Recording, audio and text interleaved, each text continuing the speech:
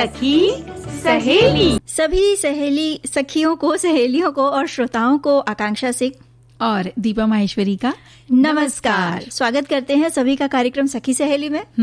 और आशा करते हैं सब लोग स्वस्थ होंगे और गर्मियों का बहुत चिलचिलाती गर्मी है बाहर, तो अपना खूब अच्छा ध्यान रख रहे होंगे। ध्यान भी रख रहे होंगे। वही दीपा जी, ऐसा है ना कि हर जो मौसम होता है उसका एक अपना ही मजा होता है। तो ये भाई बात तो है। कड़कड़ाती ठंडी हो या चिलचिलाती गर्मी से भरी दोपहर हो, सबका आनंद लेना चाहिए। आनंद भी लेना चाहिए, लेकिन साथ में अपना ख्याल भी रखना चाहिए। तो बताइए आज क्या क्या है हमारे पिटारे में? हमारे पिटारे में बहुत सारी चीजें हैं। देखो, आज राष्ट्रीय प्रौद्योगिकी दिवस है, तो हम उसके बारे में बात करेंगे कि क्या महत्व है आज के दिन का। और रोजगार अगर जो हमारी सखियां और हमारी बहनें शुरू करना चाहती हैं तो उसके पहले क्या क्या तैयारी कर ले, वो इसके बारे में बात करेंगे। साथ ही वीरांगना राजकुमारी गुप्ता के बारे में थोड़ी सी जानकारी हम अपने श्रोताओं संग, सखियों संग बांटेंगे और बनाएंगे कुछ चटपटी और मीठी, खट्टी मीठी व्यंजन विधियां। हाँ बिल्कुल। अच्छा, आज हम जिस वीरांगना की बात करने जा रहे हैं, उन्होंने देश प्रेम के समक्ष अपने सामाजिक और पारिवारिक जीवन का एक तरह से समर्पण कर दिया। जी। स्वतंत्रता सेनानी ऐसी जिन्होंने स्वतंत्रता संग्राम के इतिहास की एक बेहद महत्वपूर्ण घटना काकोरी कांड, उसमें उन्होंने बहुत ही अहम भूमिका निभाई। आप हैं राजकुमारी गुप्ता जी। और वर्ष 1902 में उत्तर प्रदेश के कानपुर जिले के बांदा में एक मध्यम वर्गीय परिवार में इनका जन्म हुआ था। आकांक्षा, नाम मिला राजकुमारी। जैसे कि समय की उस वक्त जो समय की धारा थी, तो सिर्फ 13 साल की थी राजकुमारी जब उनकी शादी मदन मोहन गुप्ता से कर दी गई। उनके पति उस समय राष्ट्रीय कांग्रेस के सदस्य थे और आजादी की लड़ाई में काफी सक्रिय भी थे। बिल्कुल। और उन्हें देखते हुए राजकुमारी भी पति के कामों में उनसे जुड़ गईं और दोनों को गांधी जी के आदर्शों ने बेहद प्रभावित किया। वे दोनों उनके आंदोलनों से जुड़ गए। जैसे जैसे वे आंदोलनों में भाग लेती चली गईं, उन्हें अंग्रेजों का अत्याचार अमानवीय लगने लगा और ये भी वे महसूस करने लगी कि केवल अहिंसा के मार्ग पर चलते रहने से हम स्वतंत्र नहीं हो सकेंगे। हमें अंग्रेजों को हथियारों की ताकत से भी हमारी जो ताकत है उससे परिचय करवाना होगा। जी, उन्हें ये लगने लग गया था, मतलब उन्हें विश्वास जैसे जब उन्हें हुआ कि ऐसा होना चाहिए, तो वो क्रांतिकारी चंद्रशेखर आजाद के समूह से जुड़ गई। राजकुमारी उनकी जो चंद्रशेखर आजाद की जो समूह था, उनकी गुप्त सूचनाएं और उनकी जो वस्तुएं होती, शस्त्र वगैरह होते, वो दूसरे क्रांतिकारियों तक पहुंचाने का काम करने लगी। बिल्कुल। इतना अहम कार्य वे कर रही थी, लेकिन इन कामों की खबर उन्होंने अपने पति और ससुराल वालों को बिल्कुल भी नहीं होने दी। इस तरह से वे चंद्रशेखर आजाद के और उनके समूह के कई सारे जरूरी कामों को अंजाम देती रहीं। और इन्हीं सब के बीच वो दिन आया इतिहास का जिसने स्वतंत्रता संग्राम के लड़ाई में अंग्रेजों को हिला कर रख दिया। साल था 1925 और दिन 9 अगस्त। लखनऊ के पास काकोरी ट्रेन लूटकांड तय किया गया। इस लूट में चंद्रशेखर आजाद, राम प्रसाद बिस्मिल, अशफाकुल्ला खां और राजेंद्र लहरी जैसे प्रसिद्ध क्रांतिकारी शामिल थे और काम था क्रांतिकारियों का सरकारी धन को, जो खजाना था सरकारी, उसे लूटना। और इस मिशन को सफल बनाने में राजकुमारी गुप्ता ने महत्वपूर्ण भूमिका निभाई थी। वो कैसे की थी? वो ऐसे की थी कि इस डकैती में शामिल क्रांतिकारियों को पिस्तौल, बंदूक जैसे शस्त्रों को देने का काम राजकुमारी गुप्ता ने ही किया था। और उनकी वजह से ही इस काम को अंजाम मिल सका। आपके इस साहसपूर्ण काम के बाद आपके घर वालों को पता चला कि वे देश के लिए क्रांतिकारी गतिविधियों से भी जुड़ी हुई हैं। वे कहा करती थी, हम ऊपर से गांधीवादी हैं और अंदर से क्रांतिकारी हैं। सरकार विरोधी कई कामों के कारण वे कई बार जेल भी गई। देश की आजादी के संघर्ष में महिलाओं को दोहरा संघर्ष झेलना पड़ा है। अगर हम इतिहास देखें तो एक तरफ राजकुमारी गुप्ता देश की आजादी के लिए संघर्ष कर रही थी, वहीं दूसरी तरफ क्रांतिकारी कामों के कारण वे अपने ही घर से, परिवार से दूर कर दी गईं। क्रांतिकारियों की सहायता के लिए गिरफ्तार भी हुई और ससुराल वालों ने भी उनका साथ छोड़ दिया। घर वालों ने अखबार में संदेश छपवाया कि राजकुमारी से हमारे परिवार का कोई भी नाता नहीं है। आकांक्षा, उनके लिए वो समय निश्चित ही बहुत पीड़ादायी रहा होगा। राजकुमारी गुप्ता जितना बहादुर होना आसान नहीं है है ना? बिल्कुल। और वे संपूर्ण जीवन सामाजिक बंधन, उनके रवैये और उनके परिवार के भीतर के विरोध से जूझती रहीं और देश की स्वतंत्रता के लिए स्वयं को उन्होंने समर्पित किया। और इतना ही नहीं, उन्होंने अपनी जो भावनाएं थी उनको कविता के रूप में भी लिखा है। उनकी जो कविता है, तिरंगा है झंडा हमारा, बीच चरखा चमकता सितारा, शान है ये इज्जत हमारी, सिर झुकाती है हिंद सारी, चाहे सब कुछ खुशी से छोड़ना, वीरों ना झंडा झुकाना, गोलियों की झड़ी अब लग गई थी, नींव आज़ादी की पड़ी थी। ऐसी वीर योद्धा को हम सबकी ओर से नमन है। काम कोई भी हो, क्षेत्र कोई भी हो या युग कोई भी हो, आकांक्षा, हिम्मत ना हार के आगे बढ़ना। हर समय में हर व्यक्तित्व, कितने व्यक्तित्व के बारे में हम जानते हैं जो हमें प्रेरणा देते हैं, हमें सिखाते हैं। बिल्कुल। और दीपा जी देखिए ना, आज हम जिस युग में रह रहे हैं, जी रहे हैं, एक तरह से देखा जाए कि एक टेक्नोलॉजी का युग है, पूरी तरह से तकनीकी का युग है। बिल्कुल बिल्कुल। सुबह से देखिए ना, आज हम यहाँ बैठे हैं, लेकिन हमारा सखी सहेली का परिवार बाहर बैठा है, लेकिन हम सब इस वक्त साथ हैं और जुड़े हुए हैं एक दूसरे से जी, तकनीकी के माध्यम से ही। तो ये जो युग है, हम हर तरफ, अपने चारों तरफ, सुबह से लेकर शाम तक, रात तक, सोने तक, टेक्नोलॉजी से हम अपने आप को घेरा पाते हैं। और इतना कि हमें पता भी नहीं चलता कि मतलब जो काम है हमारे, वो इतनी आसानी से होते जा रहे हैं। हर आवश्यकता को पूरा करने में विज्ञान और टेक्नोलॉजी का साथ रहा है। जी बिल्कुल। किसी भी क्षेत्र की बात कर लीजिए, चाहे वो स्वास्थ्य हो या दूरसंचार हो या शिक्षा हो, व्यापार हो, मतलब जीवन के हर क्षेत्र में जो टेक्नोलॉजी है, जो तकनीक है, वो मौजूद है। और इसकी महत्वपूर्ण भूमिका को समझने और अपनाने के लिए हर साल 11 मई को, यानी आज ही के दिन, राष्ट्रीय प्रौद्योगिकी दिवस मनाया जाता है। बिल्कुल। और इस दिन का हमारे देश की तकनीकी क्रांति में बहुत ही महत्वपूर्ण योगदान है। वो क्या है कि आज के दिन पोखरण, राजस्थान में सफल परमाणु परीक्षण हुआ था। इस परीक्षण में 5 अलग अलग परमाणु बम विस्फोट हुए थे, उनकी श्रृंखला हुई थी, जिसे 11 मई 1998 को पोखरण टेस्ट रेंज में भारतीय सेना द्वारा किया गया था। इस परीक्षण को पोखरण द्वितीय या ऑपरेशन शक्ति, ये 2 नाम भी दिए गए थे जी। और ये द्वितीय इसलिए कहा गया क्योंकि पहला परीक्षण स्माइलिंग बुद्ध के नाम के कोड के साथ 1974 में किया गया था। और फिर 11 मई 1998 को दूसरा सफल परीक्षण किया गया और देश के तत्कालीन प्रधानमंत्री अटल बिहारी वाजपेयी जी ने पूर्ण विभक्त परमाणु राज्य के रूप में भारत की घोषणा की थी। इस तरह हमारे देश को दुनिया का 6ठा परमाणु शक्ति वाला देश बनने की उपलब्धि मिली। और सिर्फ इतना ही नहीं, आज ही के दिन भारत का प्रमुख स्वदेशी विमान, जिसका नाम है हंसा 3, इसको बेंगलुरु से उड़ाया गया था। ये एक 2 सीटों वाला हल्का विमान है, जिसका इस्तेमाल खेल या पायलट प्रशिक्षण, साथ ही साथ हवाई फोटोग्राफी और निगरानी या पर्यावरण की निगरानी, इन संबंधी कार्यों में उपयोग में लाया जाता है इसको। जी। और इसके अलावा इसी वर्ष एक और बड़ी उपलब्धि हुई थी, वो ये कि रक्षा अनुसंधान एवं विकास संगठन यानी DRDO, इनने त्रिशूल मिसाइल का भी सफल परीक्षण किया था। सतह से हवा में वार करने वाली ये जो त्रिशूल मिसाइल है, शीघ्र प्रतिक्रिया देने वाली एक लघु सीमा मिसाइल है। बिल्कुल। तो एक तरह से हम ये कह सकते हैं ना दीपा जी, कि दिन हो या रात, ये जो तकनीकी है, इसने हमें कहीं ना कहीं, जो पूरी मानव जाति है, उसको एक एक कदम आगे बढ़ने में सहायता की है। साथ बस इसी तरह बनता रहे और सकारात्मक साथ रहे, है ना आकांक्षा? अब हमारे वैज्ञानिकों, इंजीनियरों और टेक्नीशियनों ने उनके द्वारा प्राप्त इन अपार उपलब्धियों को मनाने के लिए 11 मई को राष्ट्रीय प्रौद्योगिकी दिवस रूप में घोषित किया गया।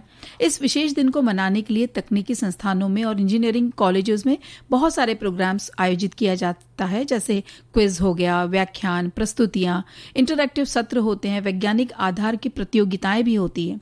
और भारत के राष्ट्रपति विज्ञान के क्षेत्र में अपने विशिष्ट योगदान के लिए व्यक्तियों और कंपनियों को राष्ट्रीय प्रौद्योगिकी पुरस्कार भी प्रस्तुत करते हैं। इस दिन की विशेषताएं और विज्ञान, साथ ही साथ टेक्नोलॉजी के महत्व को समझते हुए हमें भी चाहिए कि अपने स्तर पे हम भी कुछ करें। जैसे बच्चों को माता पिता उनकी रुचि के साथ साथ भारत के प्रसिद्ध वैज्ञानिकों के बारे में भी बताएं। जानकारी होना बेहद ज़रूरी है, जिससे वे जाने कि चुनौतियों के बावजूद देश में विज्ञान किस तरह आगे बढ़ा। बिल्कुल, इस तरह विज्ञान के प्रति उत्साह पैदा होता है और जो बच्चे हैं, कहते हैं कि यही बच्चे आगे चल के भारत का भविष्य है, देश का भविष्य है, तो क्यों ना उन्हें अभी से तैयार किया जाए। और खोज और आविष्कारों की जानकारियों के लिए अगर हम बताते रहेंगे तो बच्चे एक तरह से उत्साह दिखाएंगे, कुछ नया जानने के लिए, कुछ नया सीखने के लिए, और हो सकता है कि आगे चलकर इसी में वो अपना करियर भी चुन सकते हैं। बिल्कुल। और अगर विज्ञान मेले लगते हैं या आपको पता चलता है कि आसपास इस तरह का कोई मेला लगा है, तो वहां अवश्य जाएं। नए नए एक्सपेरिमेंट्स जब आंखों के सामने देखने को मिलते हैं तो बच्चे ही क्या, बड़ों को भी उत्साह बढ़ जाता है ना आकांक्षा? सही कह रही हैं। वैज्ञानिक खोजों पर कई किताबें उपलब्ध हैं जिसमें समझाया जाता है कि क्यों और कैसे हुआ। इस तरह ज्ञान के साथ साथ रचनात्मकता भी बढ़ती है बच्चों में। टेक्नोलॉजी का सही और सकारात्मक उपयोग के लिए हमेशा प्रोत्साहित हमें भी रहना चाहिए और दूसरों को भी करते रहना चाहिए। बिल्कुल, लेकिन टेक्नोलॉजी का जो उपयोग है उसे हम सही ढंग से करें जी तो बेहतर होगा। हमारे देश में लाखों लोग आज तकनीक की समझ रखते हैं और इसी क्षेत्र में काम भी कर रहे हैं। साथ ही जैसे टैबलेट है, स्मार्टफोन है, लैपटॉप हो गया या कंप्यूटर के लिए भारत सबसे बड़े बाजारों में से एक माना जा रहा है। बिल्कुल, और आज पूरी दुनिया तकनीकी समाधान और सफलता के लिए हमारे देश की ओर देखती है। देखो ना, इसका उदाहरण है चंद्रयान 1, जो अति आधुनिक कम लागत वाली तकनीक का एक बहुत अच्छा उदाहरण है। आकांक्षा, विज्ञान के साथ देखो कदम से कदम मिलाकर अगर हम चलते हैं तो प्रगति है, और प्रगति के साथ हम एक सुंदर संसार बना सकते हैं। हम बात करना चाह रहे हैं अब रोजगार, स्वरोजगार के बारे में। अब भाई दीपा जी देखिए, लॉकडाउन खत्म होने के बाद ऐसा हुआ कि कई दुकानों और व्यापार में ये देखा गया कि महिलाएं कंधे से कंधा मिलाकर काम कर रही हैं।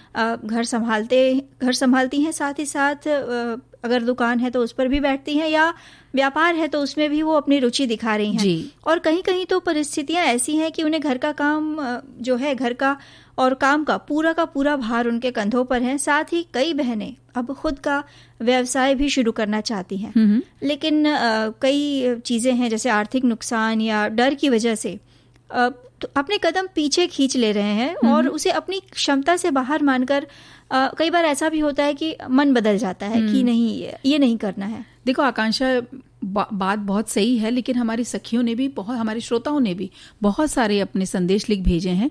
हमारे एक सखी कहती हैं कि स्वरोजगार से हमको स्वतंत्रता मिलती है, अपने बॉस हम खुद होते हैं, लेकिन ये इतना आसान नहीं होता। किसी भी रोजगार को शुरू करने के लिए एक अच्छे आइडिया की जरूरत होती है। छोटा हो या बड़ा, कोई भी बिजनेस आप अकेले शुरू नहीं कर सकते हैं। कोई भी रोजगार शुरू करने से पहले आपको मार्केटिंग का हाल जानना बहुत ज्यादा जरूरी है। इसलिए जब भी आप खुद का रोजगार करने की सोचें तो मार्केटिंग रिसर्च जरूर करें। बिल्कुल, कई चीजों का ध्यान रखना पड़ता है। जैसे हमारी श्रोता एक सखी का कहना है कि स्वरोजगार करना अधिकतर लोग चाहते हैं, लेकिन कुछ ही कर पाते हैं। इसको करने से पहले ये जोश होना चाहिए कि हाँ, ये करना है। फिर उसके विषय में सारी छोटी से छोटी जानकारियां अवलोकित करनी चाहिए। कितना समय है आपके पास, कितनी लागत लगा सकते हैं या कितनी जगह है, उस काम में आप स्वयं कितने दक्ष हैं। फिर उतार चढ़ाव के लिए मानसिक रूप से तत्पर रहना होगा। हमने तो कभी भी कोई स्वरोजगार नहीं किया, लेकिन अपने आसपास बहुतों के अनुभव से इन्होंने कई चीज़ें जानी हैं। तो उनके अनुभव बेशक काम आएंगे और इसके बारे में हम और भी बात करेंगे। एक और संदेश यहाँ पर आया है आकांक्षा, ये लिखती हैं कि आज देश में बढ़ती हुई जनसंख्या के कारण सबको नौकरी मिल पाना संभव नहीं है, इसलिए कई युवा अपना स्वयं का बिजनेस शुरू करना चाहते हैं। हालांकि सरकार ने शिक्षित लेकिन बेरोजगार युवाओं के लिए स्वरोजगार के अवसरों को बहुत बढ़ावा देने के लिए कोशिश की जा रही है और योजना भी शुरू की है। आप चाहे तो इस योजना के अंतर्गत भी रोजगार कर सकते हैं, जिससे आपको आर्थिक मदद भी मिल सकती है और अपने रुचि के अनुसार बिजनेस का चयन कर सकते हैं। दीपा जी, ये मतलब जाहिर सी बात है कि हम कुछ भी नया करने जाएं अगर, तो एक डर तो मन में होता ही है, और नई शुरुआत करना कुछ हद तक कठिन होता है, क्योंकि वो एक अनदेखा सा रास्ता होता है ना, हमें पता नहीं है कि आगे क्या होने वाला है। लेकिन व्यवसाय की शुरुआती तैयारी अगर अच्छे से कर ली जाए, जैसे जांच पड़ताल लें या जानकारियां तलाश लें, क्या काम करना चाहते हैं इस पर विचार करें, तो जो शुभारंभ है उसमें विलंब नहीं होना चाहिए। शुभारंभ देखो करना है, लेकिन बहुत सारी बातों का ध्यान रखना है। जैसे हर व्यवसाय में ये आवश्यक नहीं है आकांक्षा कि बड़ी बड़ी मशीनें चाहिए या बहुत सारे कर्मचारी होना चाहिए, यानी कि टीम होना चाहिए, बड़ी जगह चाहिए या बड़ी लागत हमें लगानी पड़ेगी। जरूरत है तो कौशल, दिलचस्पी और शुरुआत की। बिल्कुल, जब भी हम कोई नई शुरुआत करते हैं तो छोटे से ही शुरुआत की जाती है। सीधे जाकर हम 10वीं पायदान पर नहीं पहुंच जाते। बिल्कुल, पहले तो नीचे से ही शुरुआत करनी होती है। तो सबसे पहले अपनी दिलचस्पी जाने।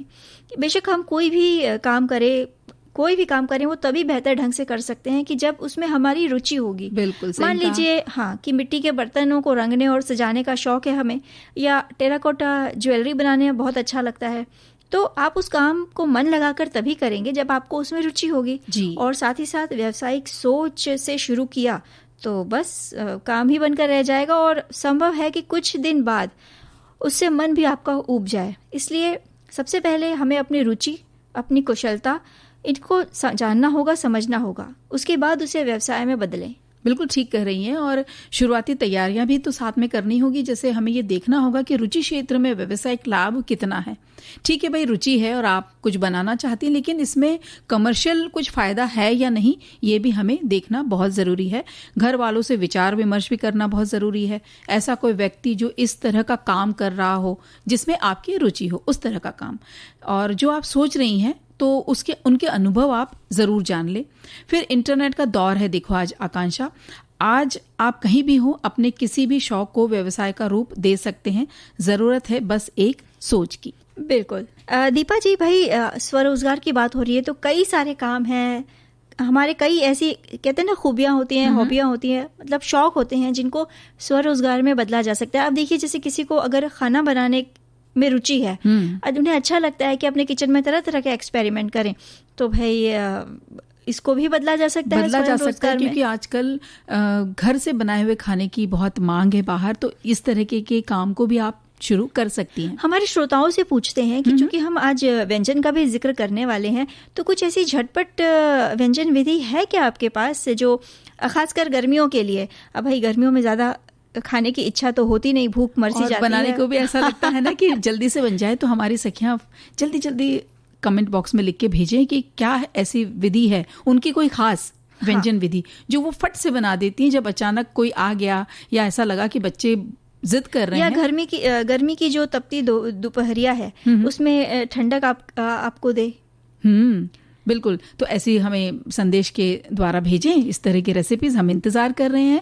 और जब बात हम ये कर रहे हैं ना स्वरोजगार यानी कि स्टार्टअप्स की, तो हमारे एक श्रोता लिख भेजते हैं कि ये स्टार्टअप्स एक विज्ञान है। Skills, attitude, knowledge, imagination power, सोच समझ के साथ अपने आइडियाज़ को आप बिजनेस में लगाकर सफलता प्राप्त कर सकते हैं। बिल्कुल, और ये जो स्वयं रोजगार है, इसकी तैयारी में एक चीज़ ये भी है कि जब भी जिस भी काम की शुरुआत हम करें तो उसे ब्रांड के नाम की आवश्यकता होती है आगे चलकर, और नाम और काम को इंगित करता हुआ मतलब एक ऐसा ब्रांड जो समझ में आए। नाम के आधार पर लोगो या लेबल तैयार करें।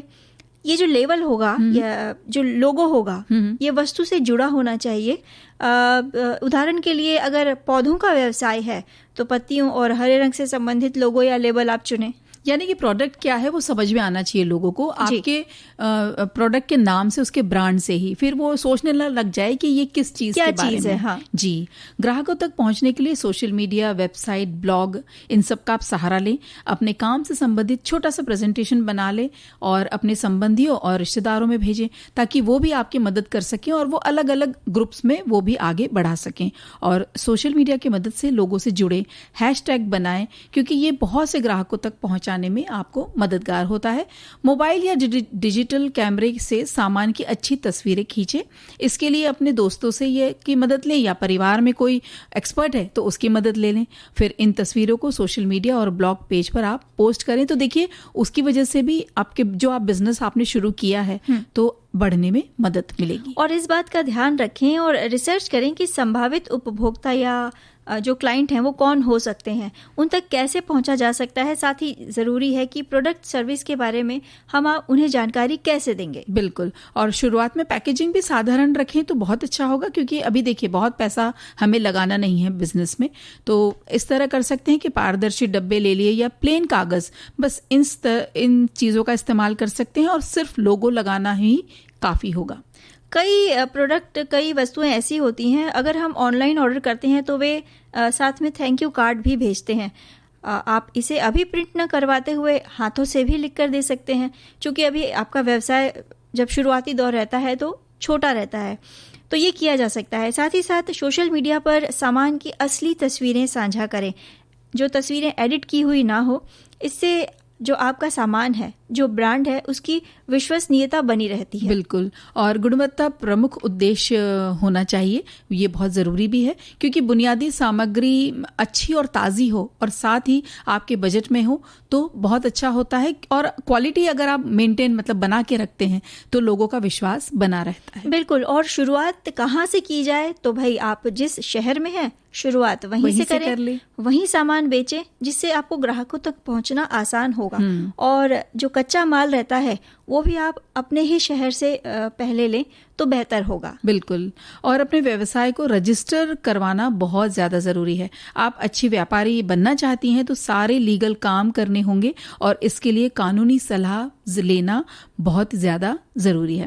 और आकांक्षा, घर पर रहकर व्यवसाय किया जा सकता है बेहतर योजना बुनियादी तैयारी के साथ, इसमें कोई दोहराई नहीं है। देखो, एक छोटी सी बात हमारी एक और सखी ने लिख भेजी कि स्वरोजगार के लिए आपका स्टेट ऑफ माइंड में विश्वास और सकारात्मक सोच होना बहुत ज्यादा जरूरी है। बिल्कुल। दीपा जी, भाई गर्मी के दिन है और हम व्यंजन विधियों की जो हमने बात की थी कि चटपट बनने वाली जो व्यंजन है वो हमारे श्रोता हमें बताएं।